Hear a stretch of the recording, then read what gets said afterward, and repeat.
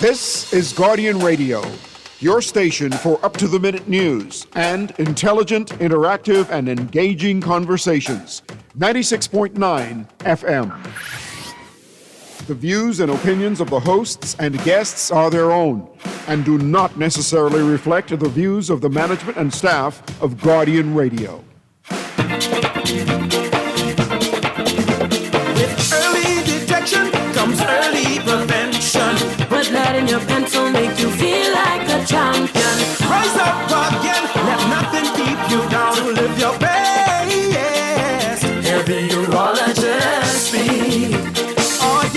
Oh yeah. Think you're losing grip of your manhood, don't give up on hope. Don't be ashamed, it's time to take control. Get some help from the urologist. You will find He'll help you solve your problems on 96.9, yeah. I telling you, with early detection Comes early prevention. put lead in your pencil, make you feel like a champion. Rise up again, Let nothing keep you down. live your best. Good evening, Bahamas. This is Bahamian Urologist, Dr. Greggory Pinto, and in the studio today, I have my co-host who was absent 2 weeks in a row due to emergency surgeries. I hope his phone doesn't ring and have him run out the studio to try to save somebody's life. But Good evening, Bahamas. Dr. Wesley Francis, Bahamian surgical oncologist and general surgeon. It's good to be back. We are very pleased to have someone who is held in the highest esteem in the medical community in the Bahamas. Yes, she is. And that is Dr. Christine Parker Curling, who is an internist and endocrinologist extraordinaire. Extraordinaire. She's here to promote her book. She's an author. She's an author, a best-selling author. Best-selling.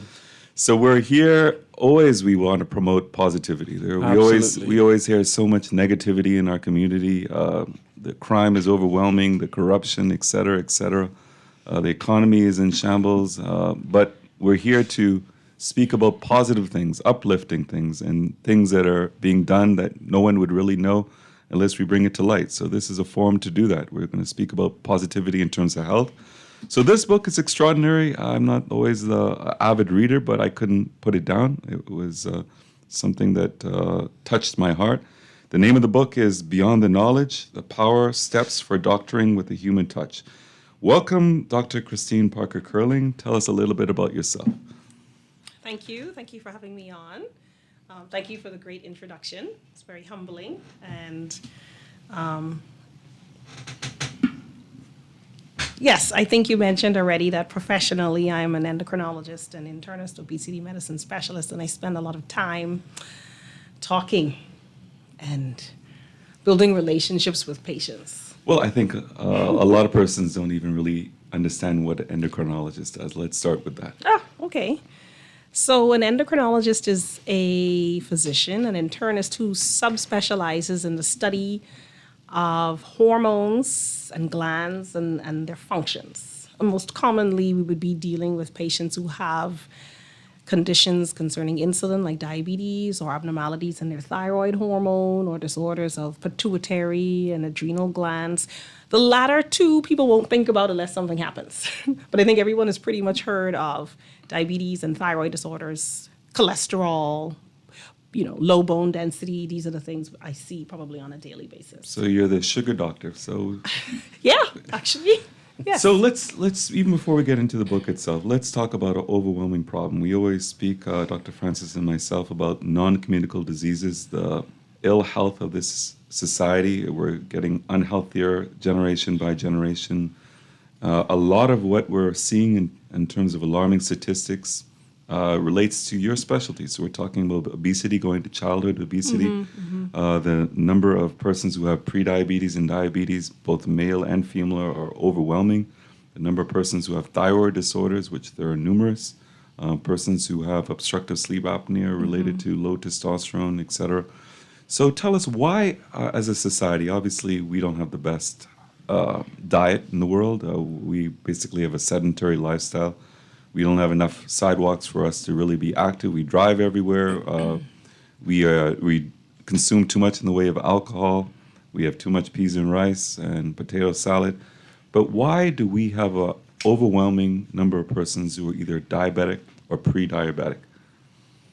Okay, so I think you hit the nail on the head in many ways when you talked about the lifestyle choices and cultural norms that we've managed to establish in our communities.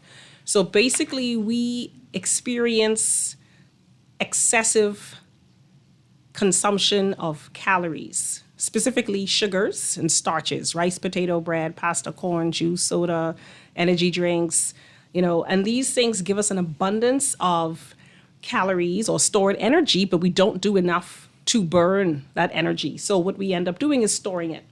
And unused energy is stored as fat. And fat interferes with the ability of insulin to work well to control your blood sugars. And so you end up in a scenario where the foods that we are eating are impairing our ability to metabolize the sugars that we consume. And the foods that we're eating are worsening the sugars in our bodies. And so it's kind of a self-perpetuating problem. So I think we also have not normalized walking. Like you say, when you see people walking, I once had somebody I was caring for tell me that walking means a couple of things in the Bahamas. It means you have no other way of getting around, or it means you might be having some struggles with your mental health, and therefore they won't walk because they don't want anyone to think any of these things about it. But culturally, in other scenarios, walking is the main means of getting around from place to place within reasonable distances. But we don't do it a lot, and we consume very dense amounts of calories. We drive through. So we drive to the place, we eat a lot of calories, we don't do any exercise, and we teach the behaviors to our children. And what is the role of genetics? And I know we're primarily a nation of African ancestry. Does that play a role? I mean, do Black persons, male and female, get hit harder with hypertension, diabetes, and obesity because of their race? So genetics is going to give you predispositions. And sure, genetic backgrounds can give you predispositions to developing certain metabolic conditions. However, I cannot support the idea that the primary problem in our population is genetic. I would have to still lean on the evidence that shows that the primary problem that we are suffering from is environmental. And I mean, the Bahamas is not Nassau or New Providence. Right. It's not just Grand Bahama. Right. It's an archipelago of many islands. And we have a lot of very healthy persons in the family islands. They have a different lifestyle. In terms of what they eat, Absolutely. in terms of their activity level. Longevity is a common occurrence in Long Island, Cat Island, Rumkey, etc., but not the same here. What is it in terms of how can we turn the tide? Obviously, lifestyle changes, behavioral modifications, dietary advice, etc. We need to start from young. Obviously, obese children are going to turn into obese teenagers, are going to turn into obese adults. We can turn the tide from as many as 40% of our female kids being obese. Let's get that number to less than 10%. Yeah, I think the things that we're going to have to do to stem the tide of, increasing rates of excess body weight and obesity and chronic non-communicable disorders is going to have to be multi-pronged. So education, like you say, we're going to have to start promoting the consumption of water, substituting these for sugar-sweetened beverages. So get rid of the sugar-sweetened beverages. Drink more water. I'm not going to get into controversial areas like taxation on sugars and unhealthy foods where people feel that their rights are being, kind of impaired. But I would say that there is going to be some role from the governmental and health sector that has to be considered. And I mean, unhealthy snacks are Absolutely. cheaper than healthy snacks. They are, and so that's a crying shame. Are we to subsidize healthier options? I think that'll save money Are we? on the Long back term. end, in long term. So obviously, we're going to reduce the burden in our society as individuals get older in terms of dealing with hypertension, diabetes, and the morbidity associated with the effect on the workforce in terms of days off and sick leave, etc. Right. You're many times in their prime, we're having middle-aged or even younger persons taken away from being the primary caregiver for their family. So that destroys the family in itself, and we can't allow that to be perpetuated. So we're going to talk about the book. The book is very fascinating. It's a book for anybody because it speaks about your experience. You were very transparent. and that is very meaningful. We talk about being a better physician.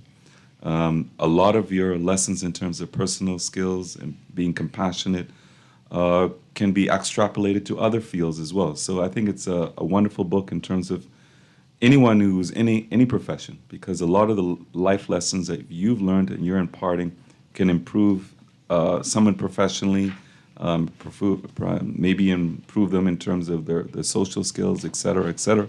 And I think you've also given a lot of insight in terms of what does a physician go through. I think there's a lot of misconceptions in society. Physicians, yes, they go to school for a number of years. They don't know the hell that you go through.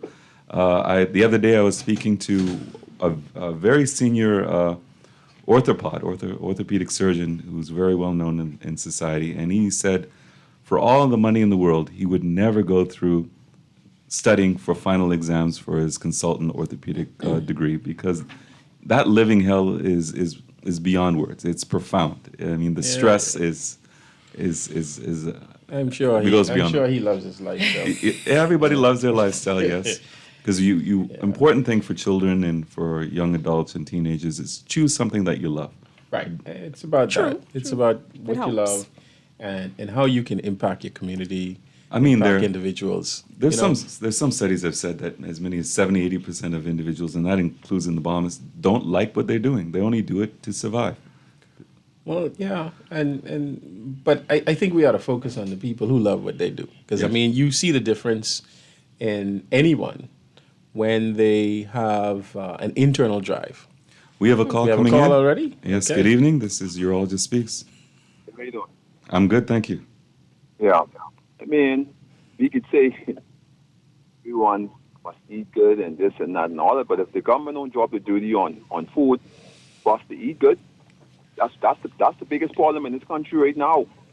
You go to the food store right now to buy a healthy dish, a healthy food for your family, you will overspend the money you're making in your household. Understand where I'm from? You're very correct. Absolutely. They leave the system. Go ahead. Yeah, so that's how the system been designed for so long. And see, what I realized, they go in to build a next hospital right now. You could build 5 hospitals in this country, and the more people will just fill it up if you're not teaching these, especially from the school. Like my daughter goes to certain school, top-notch school, and when I go pick up, they outside, the teachers them outside selling candy and cupping and all the different things. So you have to teach these kids from small, and that's why it happened. If it was me, I grew up watching mommy cooking peas and rice and macaroni and everything is starch, this and that and all that. But I started to Google things and started to do things, and when I started to get regular checkup and thing and all that, I realized my father, he had cholesterol problems. Mm-hmm. This and that, he had strokes and everything and all that, and then when I checked myself, my cholesterol was going up too. Mm-hmm. So, and you know what I mean? So what I did, I just changed my whole life around, just basically growing certain things and just eating, making moringa tea, drinking a lot of ginger, and my cholesterol used to be 280 something. But I started drinking a lot of ginger tea early in the morning and sometimes in the evening times, and then I used the apple cider vinegar. My cholesterol went down straight down to 205. Fantastic. Yeah, so you are correct. It probably would be wise to reconsider what we call breadbasket items. What do we decide to reduce duties on? What do we decide to subsidize? But also, I think when I walk around, let's say, the farmer's market on Gladstone Road, and I go through and get things from the Bahamian produce, people who are growing Bahamian foods locally, we're getting good quality foods, we're getting them at significantly lower prices. So we probably have to reconsider where we go to procure these healthy options. So I agree that on average in grocery stores, if you want to have a colorful plate with all your fruits and vegetables, it is disproportionately more expensive. So we probably have to be a little bit more creative about what we grow and where we source our items. And I think, subsidizing or supporting the Bahamian farmers is going to be, it's going to have positive effects for the consumer and also for the vendor. I think you're spot on with that because You're right I on mean that. the caller did mention Hello? that he grew his own stuff, Right.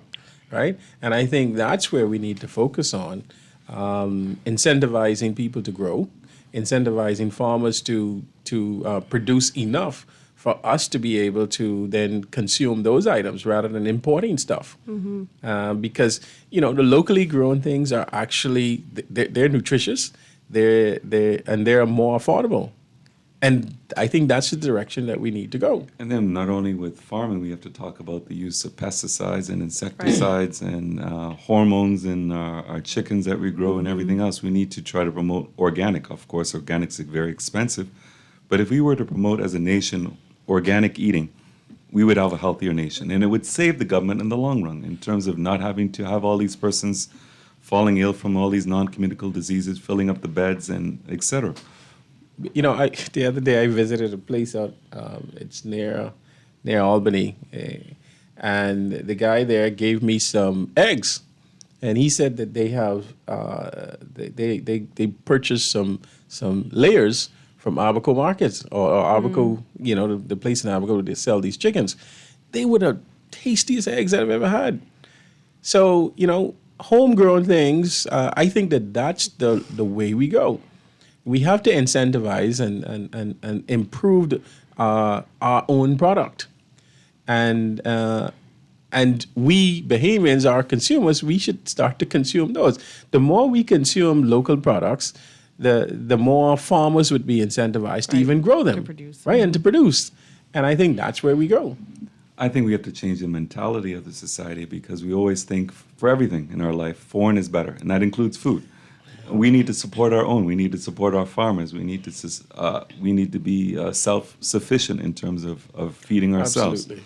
But there's not enough of that. We need to promote our self-reliance in terms of food. And I'll pop in here also when you talk about when we think foreign is better. I think it also is going to shift what we consider to be normal. So when we look at the locally grown foods, or let's backtrack it. When we look at possibly genetically modified fruits and vegetables, when we look at things that are created to appear beautiful and visually pleasing, we start to condition ourselves to think that this is what, I'll use an apple. Right, yeah. This is what it's supposed to look like. So then when we see a naturally grown, let's say apple, just for the sake of the example, we say, well, I want that have spots on it. Well, I don't want that banana, the peel look brown. So I'm not saying that I'm also not one who has had to call myself into kind of subjection and say, well, what are you doing? Because I'm so used to going in the store and seeing this thing look so pretty, and I think that that's what it's supposed to look like. And so I reject what might be more nutrient rich and what might be healthier because it doesn't have the poster presentation that I've been, conditioned to look for. Right. No, that's true. Let's talk about this fascinating book. Oh, okay. Yes, go back to the book now. Beyond the Knowledge, Power Steps for Doctoring Thank you, caller. with the Human Touch. So tell us what inspired you to write this book, because I know you're exceedingly busy. You have overwhelming number of patients to see and to care for. You're a mother, you're a wife, and you have an extended family, and your time is always very precious. First of all, I'm amazed on so many levels that you had the time to write this, and it's a beautiful read. But what inspired you to read this book, to write this book, and what is this book essentially about? Okay, so that is a great question. The answer is very long, so I will try to kind of summarize it. I would say that I was a year or so ago going through a period of self-exploration, discovery, self-improvement and trying to figure out, well, what's next? What am I supposed to do next? Not that I was not satisfied with the way or with the capacity in which I serve. I'm very satisfied with how I get the opportunity to serve my patients, but I felt that there might have been something more that I was supposed to give. And I shared with you before the show that at that point I was, doing a lot of reading, a lot of introspection, listening to a lot of motivational speakers and preachers. And something stood out to me that in my listening to some of the recordings of Dr. Miles Monroe, and he talked about the graveyard being the richest place on earth, filled with, books and songs and posters and paintings and just so many things that you thought you should have done or knew you should have done, but for varying reasons decided that you shouldn't do it. You're not good enough to do it. Nobody would listen to what you have to say. You wouldn't be able to do a good job. What if they don't like me? So there are all these narratives that we tell ourselves that stop us from kind of going further and what purpose we could be fulfilling and what we could be filling and what we could be leading others to do. So I thought to myself, well, what do I do well and what can I help somebody else to do well with that could help somebody else, that could continue to have kind of positive repercussions. And I thought about my relationship with my patients. And the thing that came naturally to me was, well, what do people say to you? Well, how do you know what you're good at? Is either something that you do naturally, something that you would do if you weren't paid for, or something that other people always see as something you're giving to them, even when you weren't necessarily trying. So I would say feedback about people saying, well, when I come to you, I feel like I could talk to you, or I feel like I could tell you this, or those types of things made me wonder, well, what are the things that make someone feel that way? Are these things teachable? And is there any evidence to back up the things that I was saying would help to be things that would build the physician-patient relationship or any communication relationship? So as I went and made the list of the things that, enhance this relationship, I also, looked up for papers to see, well, did anybody else do research about this area of communication, and did anybody else substantiate the fact that this is a good thing? So that was, in a nutshell, what made me do it and what made me choose the topic and what made me explore this particular part of life that I could help other people to do. Well, very, very well said and very inspiring. We have a call coming in. Good evening. This is Urologist Speaks. A pleasant good evening, Doc. Doc. How you doing? I'm very well. Thank you for the call. And your guests. Growing up, we have many sayings, but we also say, thank God for social media. Thank God for the advent of computers and handheld cellular phones and communication in general, where in 5 seconds you could talk to your friend or your son or your daughter in China. True. I wonder, how did that happen so quick? With the use of the stratosphere, hit a signal on the satellite and bounce to China and bounce back to you within a second or two. The old people used to say somebody's garbage is another man's gold. So when you come on Wednesday with your medical show and telling us about the prostate and diabetes and high blood pressure, we might say Sparky talking foolishness, but somebody waiting to hear what you have to say on Wednesday evening. You understand where I'm coming from? Yes, I thank you for... If we didn't have these talk shows in the evening, if we didn't have these cellular and social media, we might not have known nothing about these. Only thing we know that Daddy was dying from some illness, and the doctor say he ain't nothing much he could do when doctor sent him home.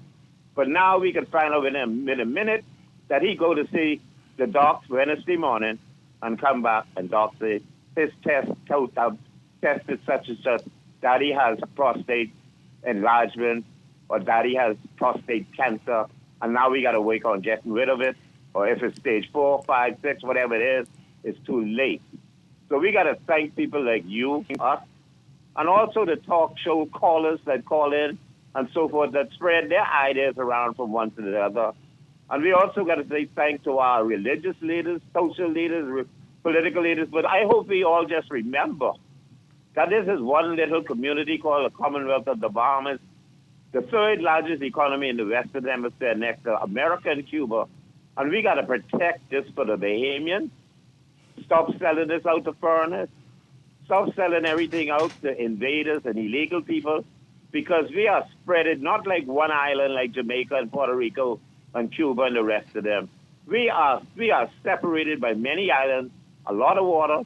We can't even fly to some of them. We got to wait by boat and so forth. We have to protect it. For us, before we know it, we will be overtaken by foreigners because they know the value of the Bahamas. They know the value of our natural resources, and they are coming for it, They're not coming here because they love us. They come in to take what we got. And if our leaders decide to sell out and disregard what we want, in a few years from now, Doc, when your children go to Canada to school, they can say, thank you, Daddy, but I ain't coming back home.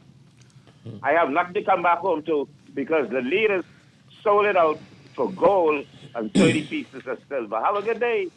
Thank You you. too. Thank you, Sparky. I think that's already happening, and we know it's already happening. I mean, as young professionals, relatively young professionals, we've been back for a while.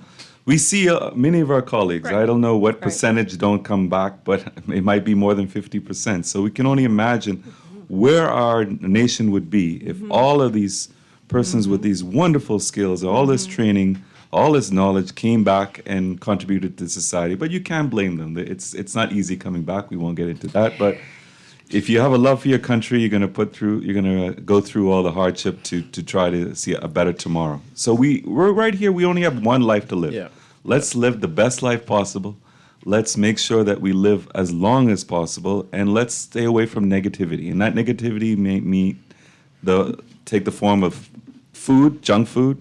It may take the form of sugary food, sugary drinks, excess alcohol, cigar smoking, cigarette smoking, vaping, negative company, who are going to get us going nowhere. We've spoken in the past of school children, particularly young boys, really not emphasizing the importance of education. Then our nation's not going to go anywhere if half our youth do not believe that education is important. In fact, it's frowned upon, and they are basically bullied because they do well academically. I mean, what is the mentality of the society?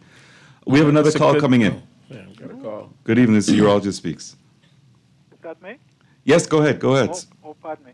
Good day to the talking away so long with you, Doc, and of course your guest. Sparky, amen, amen, amen, amen. Doc, Yes, sir. let me ask you something. Do you know whether or not that the government has people or teachers that goes into the schools to teach children about good eating habits? Yes, I mean there are even when I went to school so many decades ago, there were nutrition classes, and they did speak about the importance of nutrition. But it's one thing to read in the book or to listen to your teacher give you a lecture. You got to live it, and part of that is what you see at home and what you've grown up to know. So if you have unhealthy eating habits from the age of 5 years old, you're fighting a losing battle by just having some nutrition class in the class. You know, the government also has. But there are some people who has the opportunity to get food, good food, and give food to their children at home. But there are other people out there, they just eat just what they could afford. And, I saw one evening, I mean, of course, I cannot see. This is Bremen. One evening, I passed a place where this little young fella, he could have been no more than 11, went and bought cold cut just to go to bed on.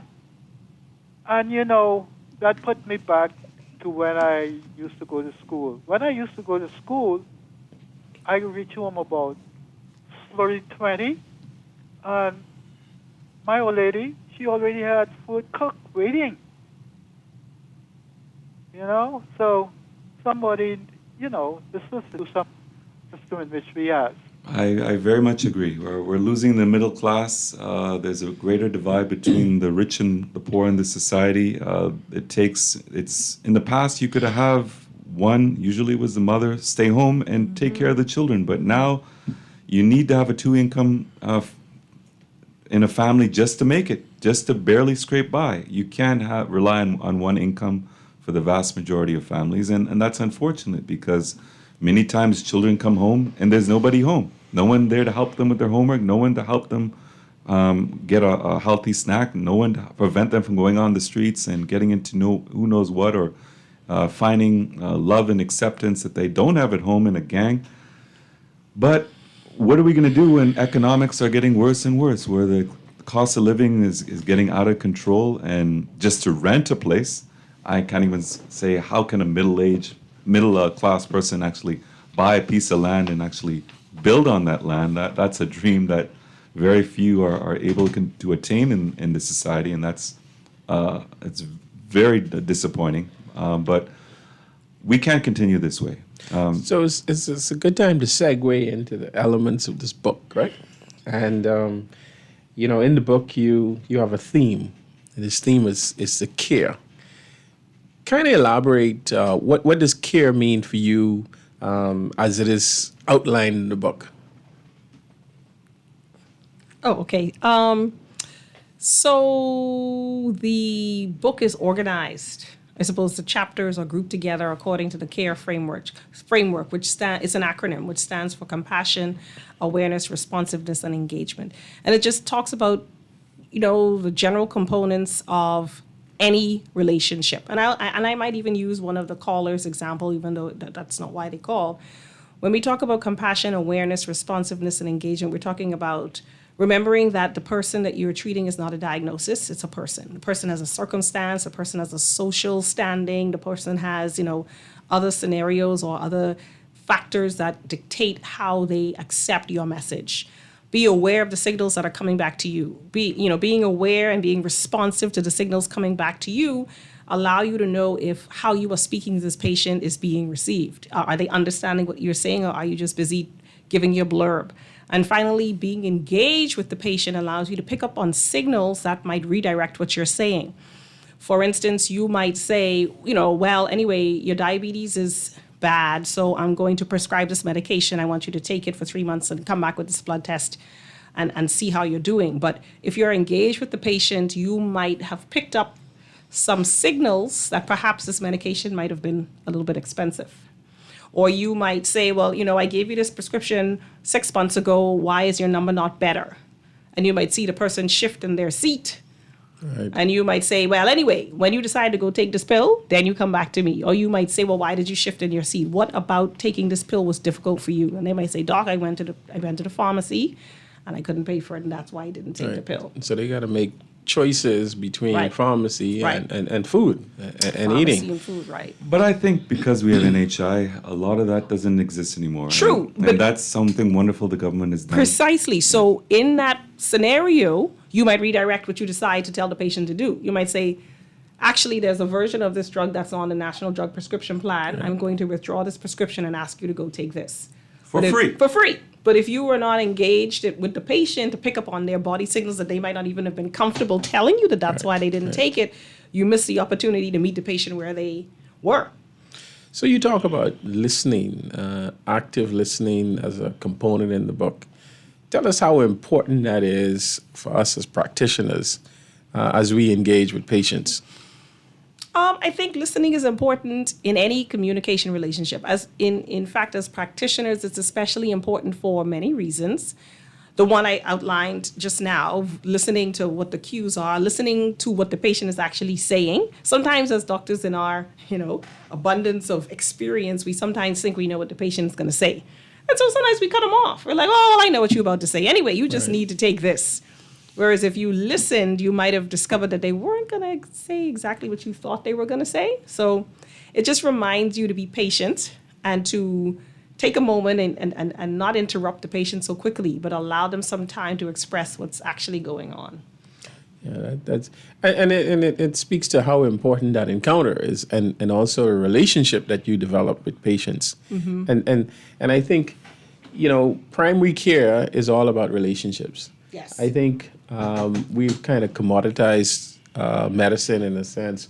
We like executive physicals. We want to do this, just scan everything, right? And we miss things because that relationship is what is important. Tell us about your own personal journey as a physician, dealing with patients in the Bahamas, and how you navigate that. Because you write so much in this book, right, for all of us to learn. But I'm sure it was a personal journey. Tell us about that journey that you went through. Well, first of all, for those who are just joining, we're talking about the book written by best-selling author Dr. Christine Parker Curling, who is one of our own, a Bahamian endocrinologist and internist.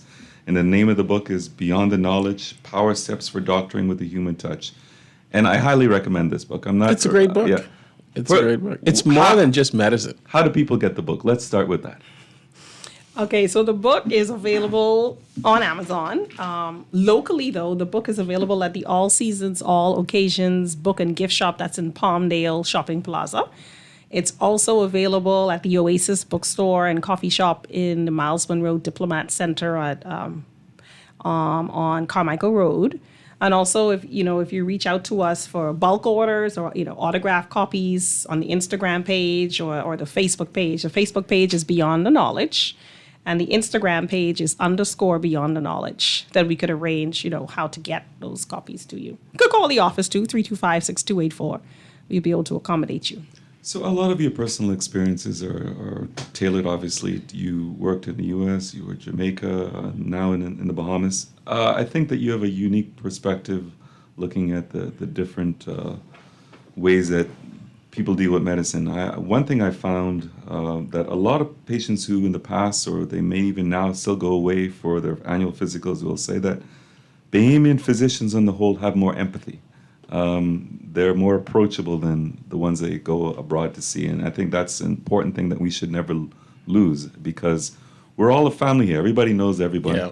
But then there's that counter where we have to stress that although everybody knows everybody, Right. we have the utmost confidentiality in everything that is said to us. It never leaves the confines of the office, because that's all important. That is the cornerstone of our practice. And that's the only way that we're going to be able to help patients, by having them open up to us and feeling confident that whatever they say is going to stay within the confines. So even if you see somebody in a restaurant, a food store, Right. I see it all the time. This is a small island. Right. I'll nod to them. I'll say good evening, or and they'll usually say hi, doc, and I'll just say hi. But they'll never know, or whoever they're Right. with will never know that they have that relationship with me, because that's all important, that it's a confidential. We'll speak more about this on the other end of the break.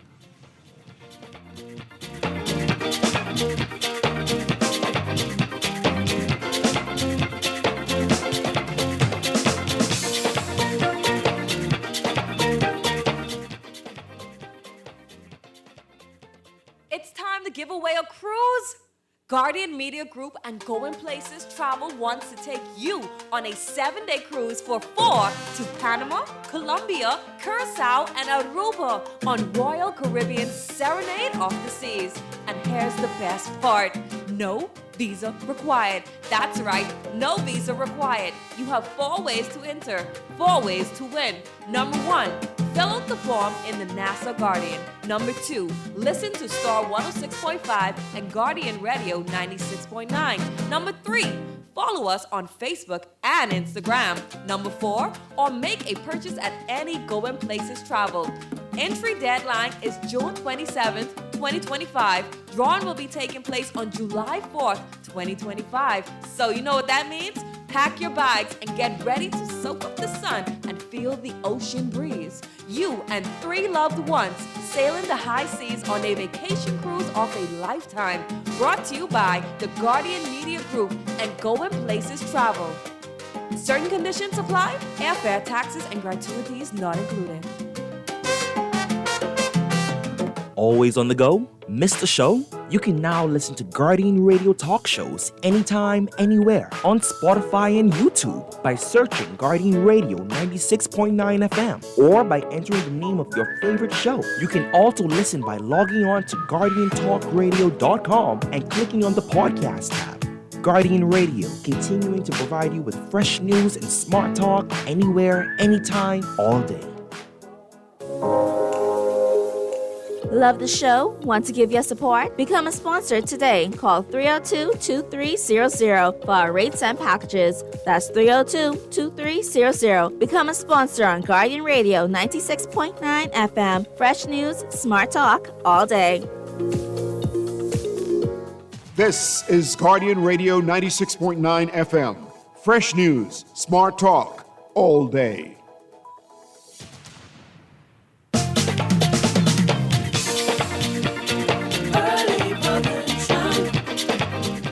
Welcome back. This is Bahamian Urologist Dr. Greggory Pinto and my co-host Dr. Wesley Francis, Bahamian Surgical Oncologist, and this is Urologist Speaks. We have in the studio best-selling author, our own Bahamian Dr. Christine Parker Curling, endocrinologist and internist. And we're talking about her wonderful book, Beyond the knowledge, power steps for doctoring with a human touch.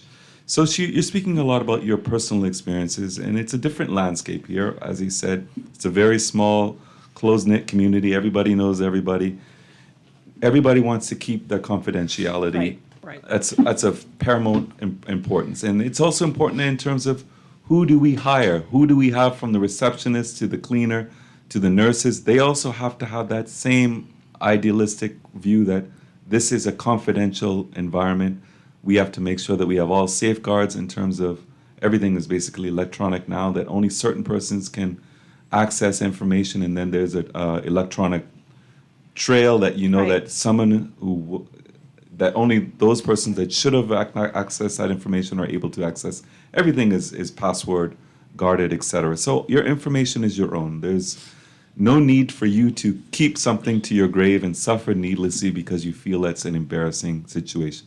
What is your experience in terms of that? Are people reserved in terms of not wanting to open up because of this small society that we live in? Yeah, I think it's a good segue into the point you made about people tending to seek care abroad, those who can.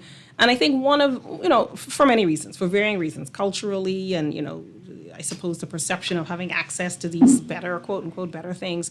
But also I think some people could genuinely, legitimately have a concern that their information is not protected, that their medical concerns are fodder for general talk. But, I would venture to say that the majority of physicians are very respectful of your privacy and your right to confidentiality. And I think sometimes it might take a visit or two or three. It might take a couple of visits. Sometimes it happens in one. Yeah. To figure out this relationship, to decide that you trust this physician and the facility. And then you can make a decision about your ability to let your guard down. So I think establishing that relationship and especially making the patient feel comfortable and making them reassured that their information is, number one, important, and number two, confidential, is paramount to kind of continuing that relationship. I think along those lines, too, when we compare, like you said, well, just do a little comparison about, you said something about when patients see physicians abroad and at home, they have different experiences. Well, the experiences will be different, good and bad, pluses and minuses. I would say one of the pluses of seeing physicians locally, once you're seeing the person qualified in the area that you need to be seeing them, we live in the community, we're vested. I see you. Exactly. I might not recognize you. And I think most patients should find that comforting. When you walk out the door, I probably forgot. I made my notes. I gave you the best recommendations.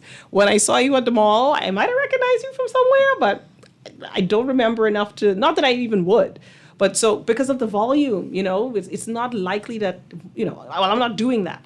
But second of all, like I said, we are vested in the community. These are our neighbors, friends, family, countrymen. These are the people we live and work with and amongst. So there's an added pressure, I would say, on some level to perform well. There's always pressure to perform well. But I think the stakes are higher when the patients you take care of are a part of you versus when you go to some place and you're a number. Now, absolutely a number. On certain occasions, you will build good, strong relationships with those physicians. And I'm not saying that they're bad physicians or that you will have bad outcomes. I'm not saying that at all. But I'm saying that the relationship building is probably going to be a little bit more intense when you're seeing someone who belongs to the community that you belong to, who can relate to you, who can understand the risk factors that you are exposed to, who can understand the challenges that you're up against, and that can maybe help you to navigate how to follow these types of instructions a little bit better in your setting. So pluses and minuses. And I think that's one of the reasons that we all came back to make a difference, to provide the specialist care that maybe wasn't available a generation ago or a decade ago. True too. That's true too. So we went to try to attain the greatest of specialization, to bring back modernization, to be on the cutting edge. Dr. Francis could have stayed in Canada. I could have stayed in Germany. You could have stayed in the United States. But we wanted to come back, even though it wasn't always an easy road. But there is a satisfaction in helping our country. We're not going to give up. It is about the impact, right? And the evolution. We're sitting here speaking to an endocrinologist, okay? And I believe we have about 3 of them now in 4 in the community. Back in the day, maybe 10 years ago, your endocrine problems was dealt with by an internal medicine specialist. Right. But now, as medicine has evolved, the specialties has evolved also. And we have people now coming back. And the only way medicine evolves in the country is when people go, get the experience, the training, the credentials, and bring them back. And that's how we evolve. Very much so. Yeah. Very much so. And no one knows their own people like a fellow Bahamian. So But go ahead. Sorry, I'm gonna jump in on your no one knows yourself like the fellow Bahamian, and then I'll circle back to your question about how my experience shaped what I did and why I did it. And I will speak to the local experience. And I will speak to this one experience, which, like I said, highlights how the relationship with somebody culturally similar to you can make a difference. So I have a lot of patients, let's just use diabetes, because we see it every day in all of our specialties, really. And if you don't have diabetes, you're probably 1 or 2 degrees removed from somebody who does. And so a lot of times, let's just say in a scenario where I want my patient to take insulin for whatever reason. The diabetes is not controlled, or I haven't quite gotten them to the goal where I want them to be. Let's just say I introduce the idea of insulin. Immediately, the shoulders go down, the fists get balled, the arms get crossed, the head the person closes. They are absolutely closed to this idea of taking insulin. Right. Doc, why you gonna put me on that? Doc, I ain't going on that unless that's the last thing I have to do. Doc, so here's what happened. Doc, when you go on insulin, you know it bad. So I ain't going on insulin because once you put me on insulin, I know that bad. I say, okay, stop. Where did you get this idea from? Why do you think that insulin is bad? So this is the engagement with your patient. I'm going to find out what is the root of this belief that you have. Well, doc, when granny get put on insulin, everything break down. She couldn't see no more. They'd start moving her toes. 2 months later, she was on dialysis. So when granny went on insulin, the diabetes got bad. So in that particular scenario, that patient is absolutely correct. There is a relationship between when that patient started the insulin and when the complications of diabetes became manifested and obvious to everybody else. What they don't know about granny is that granny's diabetes was uncontrolled for 25 years. Yes. And for the last 10 years, the doctor was negotiating with granny to please let me get this blood sugar under control and add a little bit of insulin to the medications that you are taking. And granny said, I'm putting that in my body, right? And the problem with diabetes complications, they're not visible. For the most part, they are without pain, they are without symptoms, and they were without visibility to anyone looking at you. So if you resist good diabetes control for 25 years, you resist insulin for 10 years, the complications of diabetes, the damage to the blood vessels in the eyes and the feet and the kidneys is occurring under the radar. You're unable to see it. The family is unable to see it. Finally, granny said, all right, Dan, give me the insulin. Diabetes is out of control. Way out of diabetes control. Out of control. Kidney function is already so far gone that you don't know that granny is heading to dialysis anyway, but she finally said yes. So what you remember is granny was fine until she took the insulin. She took the insulin, and 2 months later, she was on dialysis, and this is what happened to her eye. So in your mind, insulin caused the problem. But really, insulin didn't cause the problem. She finally accepted it when the problems had piled up for 25 years. So that cultural sensitivity and that speaking to the patient and taking the time to find out, well, why don't you want to do this thing, uncovered what many patients have admitted was the problem with their idea of taking insulin or any injectable medication. And not all injectables are insulin, but, that's another story. Yeah, you're so right about that. I mean, we could talk about chemotherapy. Right. Oh, yeah. Everybody thinks chemotherapy kills people, okay? When chemotherapy saves lives. And the idea is that, a lot of patients come and they're at late stage. Right. And that's when you're given this chemotherapy to try and salvage. Right. And when you're trying to salvage something, remember, the underlying disease has already gone to the point where it's really damaging that body. And so the person may, progress just as a result of their underlying disease. Right. But they got chemotherapy to help. And so then, they done start to say, oh, chemotherapy killed them. But no, it was the underlying disease. And that's what happens in this community a lot. And so the life-saving aspect of chemotherapy, when someone comes early, right, they're then, okay, no, I don't want that. When Grammy got a chemotherapy, Grammy died. But Grammy was like stage 4, late. Mm-hmm. And we're trying to salvage her. But you're early now, and we're trying to make a difference and cure you. And so we have to have that conversation often, That's great. I mean, knowledge is key. That's why we're here. The health of the nation is the wealth of the nation. And we want to see you live better. We want you to see you live longer. And if you have misunderstandings, that can destroy you. It can destroy your health. It can destroy the health of your family. Even, I'll look at prostate cancer, for example.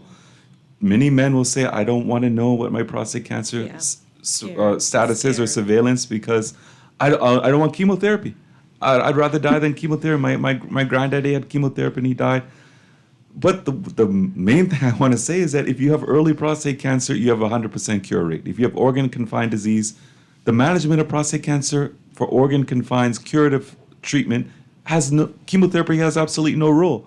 So that's where education is so important. You're afraid of something, you're waiting for that disease to progress, where the thing you're afraid of is the only thing that might actually palliatively give you a few more years on this earth. Taking away that misinformation and that fear of chemotherapy, which has no role in early prostate cancer treatment, curative treatment, then you might have been picked up early and that cure for prostate cancer would have happened in one day, a little bump in the road where you have a near 100% cure rate. So information is extremely important. That's where we're here, trying to impart information and dispel myths and misconceptions. So I want to circle back to what I had asked before, and the reason why I had asked it, because there's an excerpt in the book, and I'll read it, right? So that to give context to the question. And it says, a personal journey. One of the most powerful aspects of the experience of authoring this book was the realization that I was writing a book to many versions of myself. Tell us a little bit about that, the versions of yourself that you were writing to. Okay, so yes, that statement was made when I was going through the process of writing the book and addressing concerns that I see commonly in my juniors, which ultimately, when I looked at them, I was like, oh, gee, I'm looking at myself. So I would say there are moments in training. Dr. Pinto alluded to the fact that it is rigorous, it is grueling, it is gritting, and some of that intensity is, I suppose, advantageous or good considering the grave responsibility that we walk around with every day. But there were moments of fragility. There were moments of, I can't do this. There were moments of crying in the closet. There were moments of all these people walking around here smiling. I don't know how they're doing this. How am I going to get through this? And when I realized that those people were going through their own little battles and that they probably fought those battles in secret and then got themselves together and then came out to ward rounds and got through it. And, then I said, well, if someone had told me that that they were in the closet for 2 minutes screaming before, letting it out, venting before they came to me, I might have realized that I wasn't alone. Right. So that's not the only part of what I meant when I said talking to different versions of myself, but it was a big part of it. And I think that if I had been given the advice or the insight then, at that time, I might have just had an easier time with coping and knowing that this too shall pass. And so I suppose that's where the transparency came from. The understanding that when you are in that moment, you need to know that somebody else went through that moment or is going through that moment or can help to usher you through that moment. Okay, good evening. We have another call coming in. This is Urologist Speaks. Good night. How y'all doing? Very well, thank you. Good, thank you. Good night. Good night, Dr. Parker, Dr. Francis, Dr. Pinto, this is Mangles. Yes, this is Mangles. Congratulations on the book, Dr. Parker. And I don't know if I can get an autographed copy, but I look forward to getting it from Amazon. Thank you very much, sir. I think it might be better locally in terms of taxes and importation. If you are local, full disclosure, it's probably better to get it from the bookstore.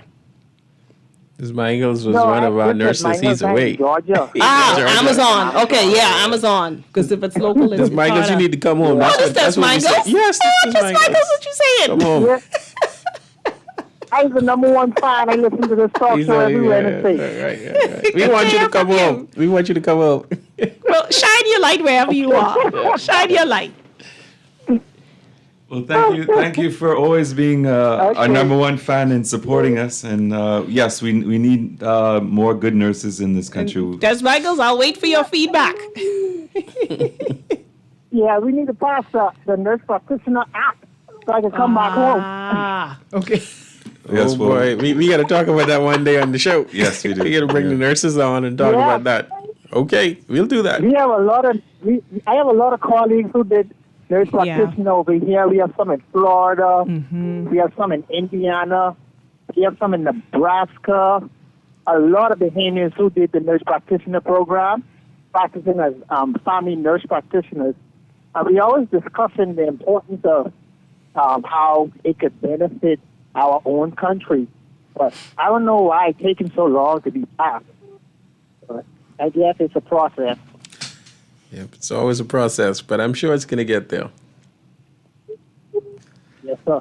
Well, thank you for your call and thank you for your support. Congratulations again, Dr. Parker, and I look forward to getting the book. Thank you very much, sir. I will talk to you soon. All right, so Dr. Parker, a lot of the book also is, as you say, is very personalized. Can you speak a little bit about the impression of what the public has in terms of, let's even talk about Bahamian society towards physicians? A lot of it is negative. They have these preconceived notions that, it's the most fantastic life in the world. You have all the money, they're all this and all that.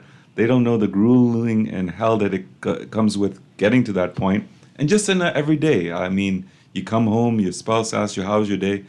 You internalize a lot of things. You don't want to open up and ruin their mood and say, oh, well, you know what, I had to tell 3 people they had cancer. Or I had to pronounce someone who was dying of prostate cancer in the hospital, et cetera, et cetera. We see a lot of horror. We see a lot of sadness. We see a lot of misery.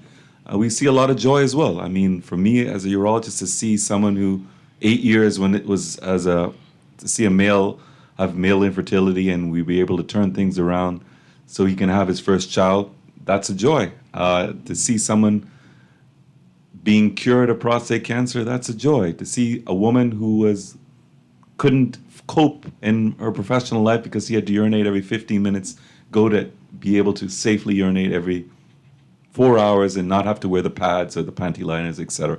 So there are positives. There are a lot of difficult times. But what can you tell in terms of what are the myths and what are the misconceptions out there in the community in regards to physicians? First of all, no one becomes a physician because they want finances or economics, because there are easier ways to go and get that. Much easier routes, much easier ways. There are those who do well, but for the mass majority, most physicians are not rich. That is a complete misconception. Okay, so what misconceptions can we address today? First of all, I would say yes, the book is very relevant to patients because it will help you to see things from your physician's perspective. And it might also help you to understand how you could better communicate with your doctor to get the things from the encounters that you need. Because if you understand where they're coming from and you understand some of the patient scenarios that are discussed, you might feel a little bit more empowered to, advocate for yourself and to be bold and brave about what you are going through. On the flip side of that, we explore many themes about the physician's journey from, undergraduate, sometimes from high school, undergraduate, medical school, residencies, fellowships, training programs. And we talk, like you said, there are better, faster, and easier and more efficient ways of becoming rich. And so the misconceptions are that all physicians are rich, whatever your definition of rich is. And I suppose depending on what your definition is, I don't know. But many of us don't end our careers with an abundance of flow of cash. A lot of us work well into advanced age just to sustain and support ourselves. we spend decades, and it's not an exaggeration, we spend decades training. And so sometimes I would say you spend decades training and you spend hours working. So while you'll be reimbursed for the care that you're given, it's not necessarily excessive compared to the hours of work that you do. And then you said a very interesting thing when you said, sometimes there's hardships, sometimes there's joy. But I think the good physician, I shouldn't even say the good physician. In general, physicians go on journeys with their patients. And sometimes I'm going to defend some of my colleagues. I'm not talking local, I'm just talking period. I'm going to defend some of my colleagues because, you're a human first. You're human first. You're somebody's child. You're somebody's sister, brother, cousin, friend. And although you are a doctor, you are human first, and that you will remain. And so when you go through a journey with the patient, this could be, sometimes you secretly have been through what this patient is going through. Sometimes you openly have been through what this patient is going through. Sometimes you have a sister, a cousin, a friend who's walking this journey, and it takes from you. Caring takes from you. Anyone who's caring for a family member, anyone who is a caregiver understands this more than anybody else, that caring is very taxing. It's taxing physically, it's taxing emotionally, it's taxing financially. So imagine being invested in the care of your patient and giving of yourself daily. Let's just call it 10. Let's just say you had 10 patients a day that you gave yourself to. If you are not pouring into yourself, from whence are you giving? What's the source that you're giving from? You can become emotionally exhausted. I go through some tragedy with my patient. How do you know I'm not crying when the patient leaves the room? But I can't cry 40 times a day. No. I will, the patient themselves will send me in for evaluation. So eventually you have to build up some degree of resistance to the emotional roller coaster. So sometimes you would encounter a physician who might appear to be callous, but this physician has been journeying with patients for 30 years. At some point, they have to develop protective mechanisms to not become so engaged that there's nothing left for them to take home to themselves and their family. So number one, not all physicians are, flourishing in finances. Number two, not all physicians are callous or mean or unhuman or uncaring. Sometimes it's that they have become, I don't want to say hardened. They have developed mechanisms to allow themselves to cope with the myriad of experiences that they have all day.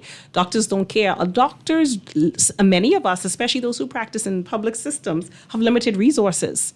And it could be very emotionally taxing to care for a patient and want to offer them things that are standard of care that the patient doesn't have access to. Like sometimes you look at this, you look at Miss Pearl and you're like, you can't do it. I can't do it. I don't have the thing. The thing doesn't exist. Right. The thing isn't in the cupboard. It's not on the plane. It's just not here. And so you have to find a way to protect yourself from all of the complications that occur from someone who gives all day. So I would say consider that your doctor probably cares about you, and that and consider the scenario in which they are practicing. Yeah. It might not be ideal. So this hour has gone very quickly. Wow. You got to come back. You definitely need to come back and talk about endocrine issues and more about this wonderful, fascinating book. The book is Beyond the Knowledge, Power Steps for Doctoring with a Human Touch. Author is our own. Let's support our own. We don't do enough of that in this society. Absolutely. Dr. Christine Parker Curling. It's a wonderful read, and congratulations on the success of the book. And continue to make great strides in trying to get this diabetic plague under control in this society. Yes. So thank you and have a good evening. Good evening, Bahamas.